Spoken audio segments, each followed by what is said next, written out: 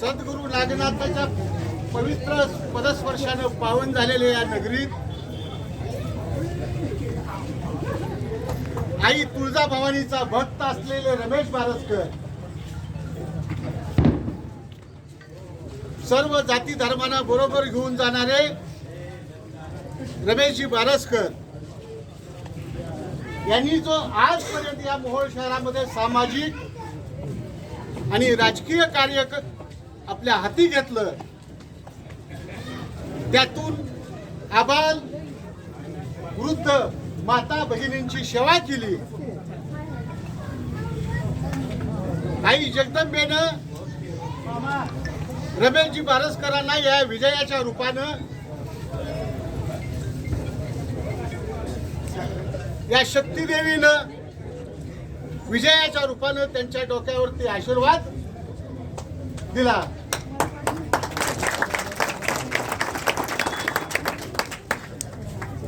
माणसाचा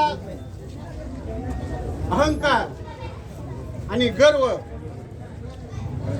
हाच खरा शत्रू असतो, त्या मोहोळच्या जनतेनं दाखवून दिलं. मी 21 जागा निवडून आणतो म्हणणाऱ्याची गर्वहरण या मोहोळ शहरातल्या जनतेने करून दाखवलं. आणि एका बाजूला अमाप धनशक्ती असणारा नगराध्यक्ष पदाचा उमेदवार पराभूत केला,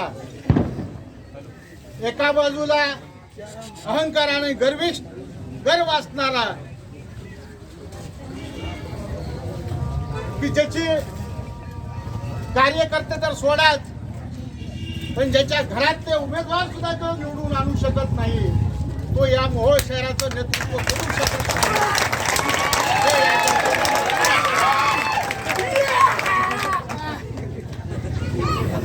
आणि म्हणून या पुढच्या काळात 10च्या 10 वार्डामध्ये कुठल्याही प्रकारचं दुजाभाव न करता आपले 20च्या 20 नगरसेवक निवडून आलेत. ह्याच पद्धतीनं रमेशजी बारसकर यांच्या नेतृत्वाखाली सिद्धिताई वस्त्रे यांचा कारभार चालेल.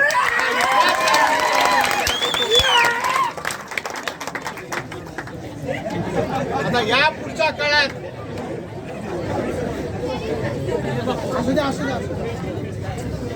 या पुढच्या 5 वर्षाचा काळ हा खऱ्या अर्थानं आपल्यासाठी बेसोटीचा आहे.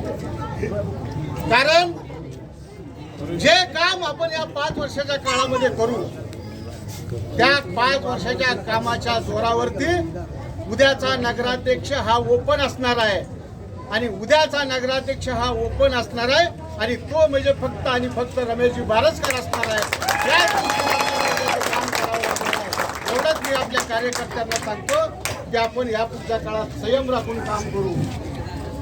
यापुढे भाजप आज जरी 11 जागा मिळवल्या असल्या तर भाजप या मोहोळ शहरातनं नेस्त नाबूद करू. आणि ज्या अनगरकरांनी या स्वप्न पाहिली होती रमेशजी बारसकर यांना पराभूत करण्याची, त्यांना रमेश बारसकर बाकीचे कार्यकर्ते उमेदवार निवडून आले तरी चालतील, ही त्यांची भावना होती. फक्त रमेश बारसकर पराभूत झाला पाहिजे ह्या दृष्टिकोनातून मोहोळ शहरामध्ये झालं. त्या राजकारणाला मोहोळ शहरातल्या जनतेनं मूठमाती दिलेली आहे.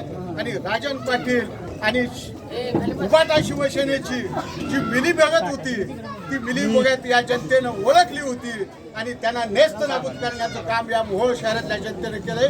पुन्हा एकदा या मोहोळ शहरातल्या तमाम जनतेचं, शिवसेना एकनाथ शिंदेच्या गटाचं आणि त्या सर्व पदाधिकारी आणि कार्यकर्त्यांचं मनपूर्वक आभार मानतो आणि माझी 2 शब्द संपवतो.